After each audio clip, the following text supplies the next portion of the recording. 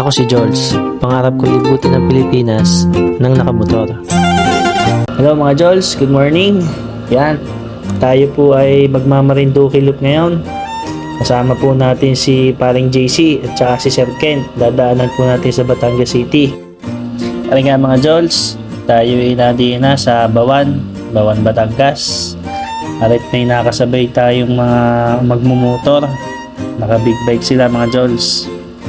Sarap Kaya ako pa na may gustong ko ng big bike mga Jols. Kaya sinundan ko mga Feeling ko kasama ko din na rin mga Feeling naka big bike.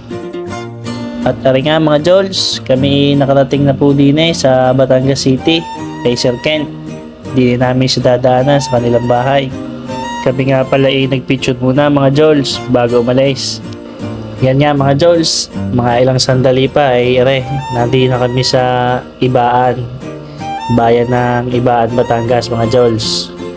Pagkatapos ng halos 2 oras na biyahe mga Jols ay kami napadpad na din sa puerto ng Lucena City. Yan mga Jols, kami nagbayad din ng 65 pesos. Hindi ko alam kung para saan nalimutan ko na kung ng tawag. At nga mga Jols, kami pumasok na sa mismong puerto. Naghahanap kami kung nasaan yung barko. At naligaw pa kami sa loob ng puerto. Sala pinasukan ni Sir Kent. At dini nga mga Jols, may nangharang na naman sa amin. Nagbayad na naman kami dini. 100 ata. Nalimutan ko ng mga Jols Basta kami nagbayad dyan. Kung hindi ko nagkakamali. Yan mga Jols, kami waiting lang dito sa isang tabi at kinakamada pa rin mga sasakyan sa barko. Pinagsisiksikan para magkasya. Kaya si Sir Ken. Mga Jols, na tayo sa barko, nakasakay na. Nakaparada na ang ating motor, itatali na rin ang mga crew din Kami nga mga Jols aakyat na din sa mismong pwestuhan ng mga pasahero din sa Roro.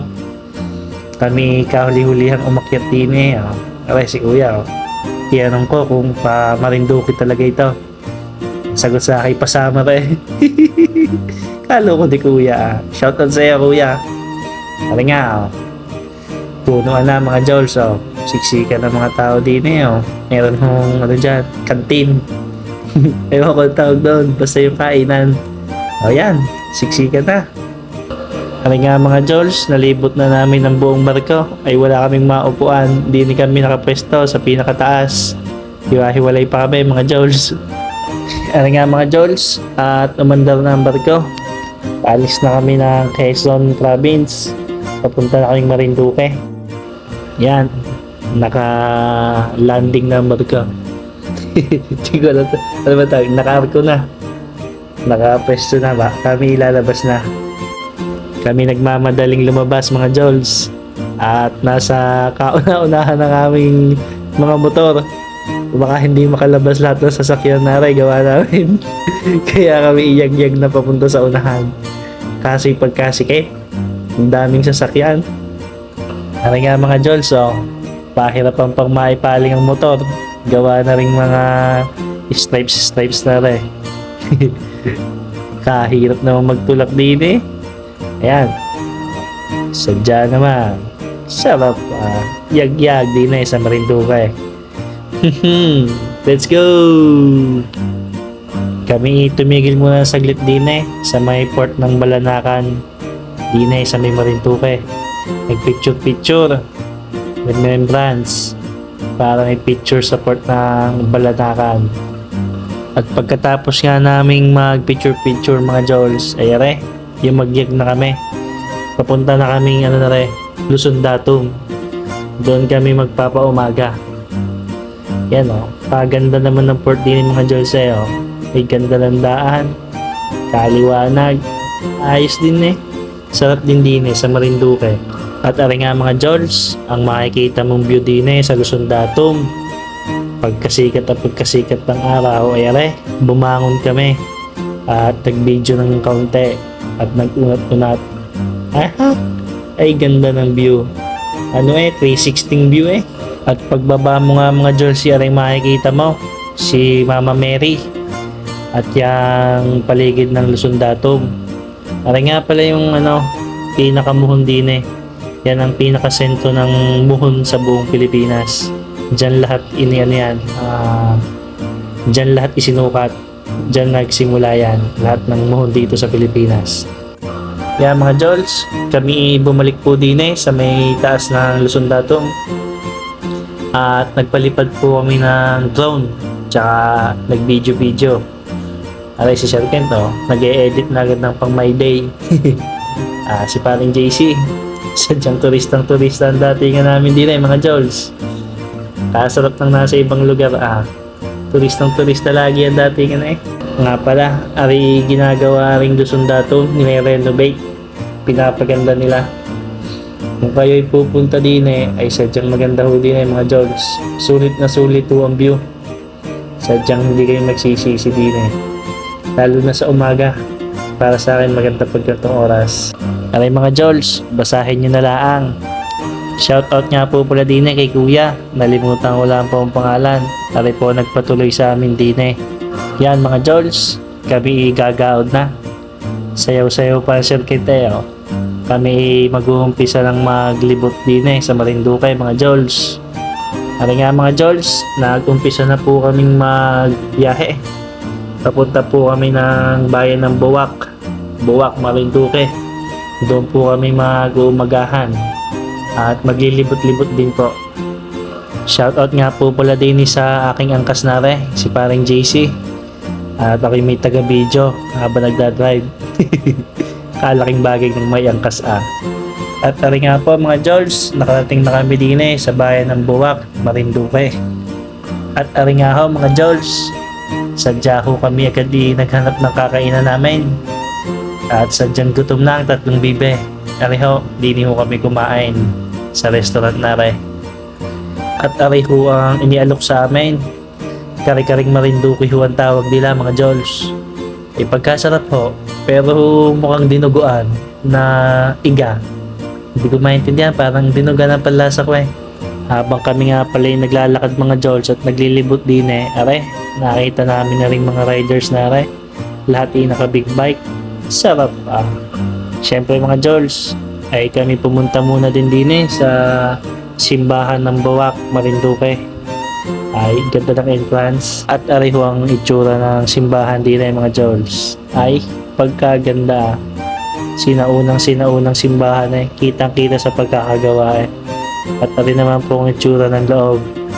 Aray si Sir, shoutout po Sir, yan po yung mga rider na naka big bike. Sana all. Aray nga mga Jols, at ako'y nagdasal din nagdasal ako na sana ako'y bigyan ng big bike at gumanda pa ang aking negosyo. Para makabili ng big bike.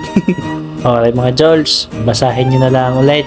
Pinasok din nga po pala namin aring museo ng Buwak o museo ba ng Marinduque Aray mga Jols, kumuha tayo ng konting clip para po ipasilip sa inyo aring itsura na Marinduque Museum.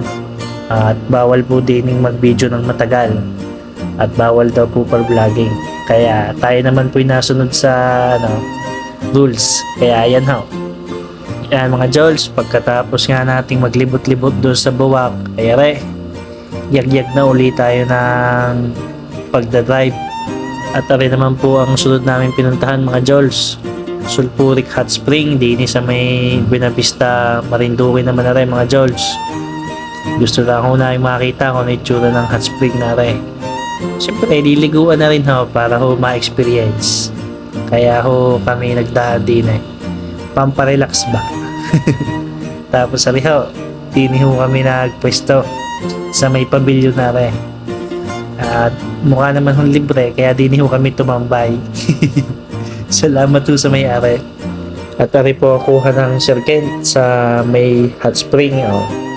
Sadya naman nabula-bula sadyang siguro meron dyan bulkan sa ilalim. Kaya ganyan. Hindi ko lang alam bakit. May bulkan ba sa Marinduque? Makikisagot na lang sa comment section. At bakit nagka-hot spring din Pagkatapos nga naming maligo ng kalahating oras doon mga Jols at nagbabad sa hot spring, ay are, yagyag na uli kami. Papunta naman kami na ring Puktoy White Beach. Sa may naman yon, Tuhiros ba? O hindi nagkakamali. Maliligo naman tayo sa dagat.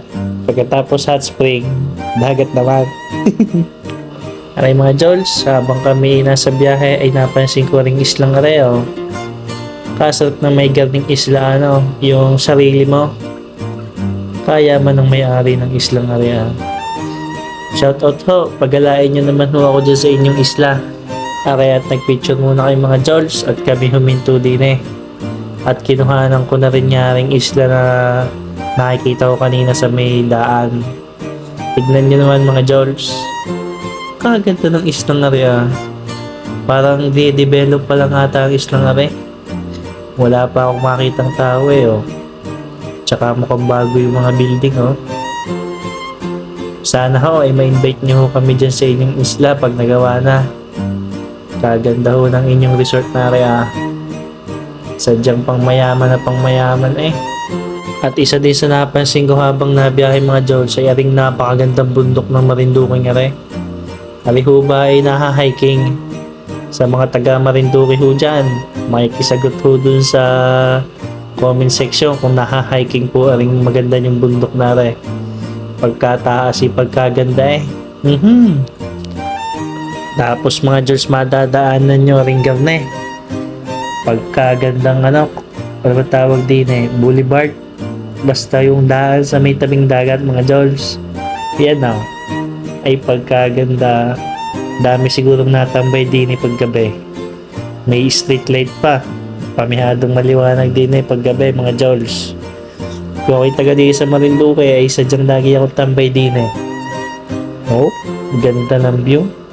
Hindi ka magsasawang tumambay din At tari nga mga Jols, kami nakarating na din sa may Puktoy White Beach, sa may Tuhiros, Marinduque.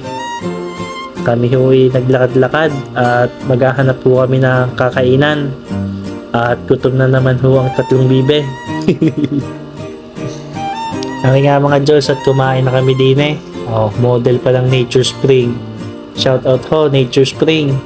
At din pala kami kumain sa JM Eatery. Pagkatapos namin kumain naligo kami din sa may beach. Napabilis lang ang aking kuha mga Jols. Nag-timelapse din po kami mga Jols habang naliligo. Kala niyo yung mga buteting naliligo din sa dagat Lalaki Pagkatapos nga po pala naming maligo at mag-anlaw mga Jols, nagkaya-kagad na kaming umuwi ng Batangas. At abot pa naman kami sa Roro. Nga po at yagyag na naman kami pagmumotor. Ang oras po ay 5:40. Kaya maaga pa. Kayang-kaya pang umuwi. Bago pala kami pumunta sa may mismong port, ay dumaan muna kami din sa napakagandang simbahan ng Santa Cruz. Napakagandang simbahan din mga Jols. At kumuha ako ng video ng paligid din sa may simbahan ng Santa Cruz. Medyo gabi na lang pero kitang-kita nyo pa rin yung ganda dito. Pagkatapos namin magdasal ay kami bumiyahe na ulit. Papunta na po kami sa may port. Pagdating namin dito sa port pinara na naman kami. Magbabayad na naman kami ng 65 pesos. Mga Jols, at kami sasakay na ulit sa barko. Siyempre, kahuli-hulihan na naman kami. Basat dito na naman kami mga Jols. Dapis pa kaming naiwan na ring barko. Sana kayo maghihintay pa ng ilang oras. Yan sadya kami siniswerte lagi Buzzer beater lagi sa barko. Nga mga Jols, naalis na ang barko ay kami nag-aayos ang panini sa likod. Dahil kami nga late. Di rin kami nagbayad mga Jols kay kuya. Arehong barkong areho rin yung sinakyan naming barko nung kami pumunta. Time check mga Jols, 10:43 PM. Nandito na po kami sa Lucena City ulit. Nakauwi na kami ng mainland. Isang araw lang na Marinduque Loop. Sarap paggala. Marinduque, balikan. At aray mga Jols, nakaramdam na naman ng gutom ang tatlong bibe. Kain muna din sa may McDo bago bumiyahe ng Batangas. Yan nga mga Jols, tayo ipauwi na ng Batangas. Kung kayo ho nakarating din sa parte ng aking video nga at pinanood nyo hanggang dulo, ay maraming salamat po mga Jols. Nawa po sa susunod na video isuportahan nyo po ulit at tapusin. Hihingi na rin po ako ng tulong sa inyo mga Jols. Makikishare na rin po ng ating video para naman po maraming makapanood at sumuporta kay Jols. Maraming salamat po mga Jols. Comment na rin po kayo sa comment section ng tara biyahe para makabiyahe na ho ulit. Thank you po.